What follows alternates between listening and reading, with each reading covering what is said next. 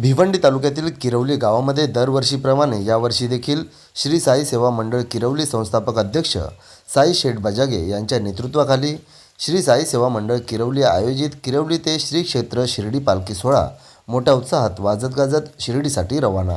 विशेष म्हणजे पालखी सोहळ्याचे 15वे वर्ष असून यावेळी गावातील ग्रामस्थ, पंचक्रोशीतील नागरिक तसेच महिला, पुरुष, युवा, तरुण व मोठ्या संख्येने साई भक्त या पालखी सोहळ्यामध्ये सहभागी होते। उपस्थित सर्व साई भक्तांचे संस्थापक अध्यक्ष साई शेठ बजागे व मंडळाच्या वतीने सर्वांचे मनापासून आभार व्यक्त करण्यात आले व उपस्थित साई भक्तांच्या वतीने पालखी सोहळ्यासाठी शुभेच्छा देखील देण्यात आल्या। तर चला पाहूया काही क्षणचित्रे।